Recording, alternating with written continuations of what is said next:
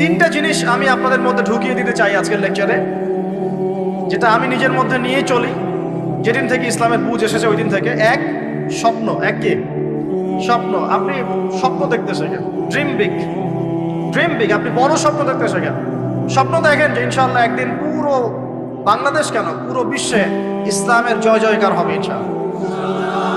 কথিত ইসলাম না, প্রকৃত ইসলাম ইনশাআল্লাহ। কথিত আর প্রকৃত ইসলাম কিন্তু এক না। কথিত ইসলাম মানে ইসলামের নামে ধর্ম ব্যবসাও আছে, ইসলামের নামে মাজার পূজা আছে, ইসলামের নামে অনেক ভণ্ডামি আছে, আছে না? ইসলামের নামে অনেক কিছু চলে যেগুলো আসলে ইসলামের সাথে সম্পর্কিত না। মানুষ করছে, মানুষ ইসলাম মনে করে। আমরা কথিত ইসলামের কথা বলছি না, প্রকৃত ইসলামের কথা বলছি। কোন ইসলাম? যে ইসলাম রাসূল সাল্লাল্লাহু আলাইহি ওয়াসাল্লামের যুগে ছিল, সেই ইসলাম। যে ইসলাম আবু বকর সিদ্দিকের যুগে ছিল, যে ইসলাম উমর ইবনুল খাত্তাবের যুগে ছিল, যে ইসলাম ওসমান আলী রাদিয়াল্লাহু আনহুমা তাদের যুগে ছিল, যে ইসলাম আদম থেকে নিয়ে মুহাম্মদ সাল্লাল্লাহু আলাইহি ওয়াসাল্লাম পর্যন্ত 1,24,000 নবী রাসূল আল্লাহর জমিনে প্রতিষ্ঠা করে গেছেন, ওই ইসলামের কথা বলছি। বড় স্বপ্ন দেখেন ইনশাআল্লাহ। এই স্বপ্নে আমিও একটা ভূমিকা রাখবো ইনশাআল্লাহ। এই স্বপ্নটা নিজের মধ্যে সেট করে, তাহলে আপনার মধ্য দিয়েও ইসলাম একটা খেদমত পাবে ইনশাআল্লাহ। সবাই লেকচারার হবে না, কেউ হয়তো বই লিখবে, কেউ হয়তো ইসলামের জন্য গাইবে, ইসলামের জন্য কবিতা লিখবে, ইসলামের জন্য ইকোনমিক কোনো প্রজেক্ট লঞ্চ করবে, ইসলামের জন্য পলিটিক্যাল সেকশনে দুর্নীতি কমাই দেবে, ইসলামের জন্য হয়তো কেউ কনস্ট্রাকশনাল রেভলিউশনারি কাজ করবে, ইসলামের জন্য ন্যাশনকে এগিয়ে নিবে। এমনকি ইসলামের জন্য নাম্বার স্বপ্নের সাথে সাথে লক্ষ্য স্থির করতে হবে। লক্ষ্য স্থির করতে হবে। লক্ষ্যটা কি? এই লক্ষ্য নিয়ে কথা বলতেই শুরু করেছে। লক্ষ্যটা হবে পরকাল। লক্ষ্যটা কি?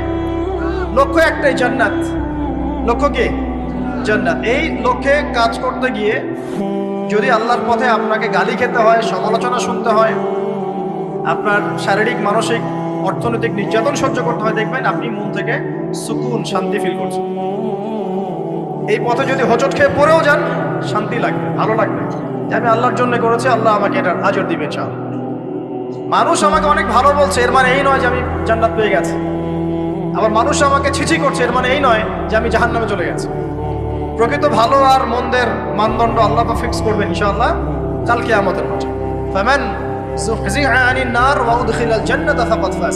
ওই দিন আল্লাহ পাক যাদেরকে জাহান্নামের আগুন থেকে বাঁচাবেন, জান্নাতে ঢোকাবেন, একমাত্র তারাই সফল, আর কেউ সফল নয়। আমি বলি এই আয়াত হচ্ছে, দিস আয়াত is the definition of success. এই আয়াত হচ্ছে সাফল্যের সংজ্ঞা। এই যে সাফল্য সাফল্য বলি আমরা, বাবা তোমাকে সফল হতে হবে, মা তোমাকে সফল হতে হবে, হ্যাঁ, what is the definition of success? আপনারা কি মনে করেন সাফল্যের সংজ্ঞা কি? দিস আয়াত, এই আয়াত সূরা আলে ইমরান ভার্স নাম্বার 185, 185 নম্বর আয়াত সূরা আলে ইমরান।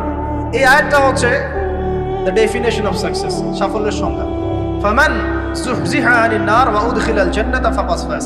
যাকে জাহান্নামের আগুন থেকে কাল কিয়ামতের মাঠে বাঁচানো হবে এবং জান্নাতে ঢুকিয়ে দেওয়া হবে, বাস সে ব্যক্তি সফল, আর কেউ সফল।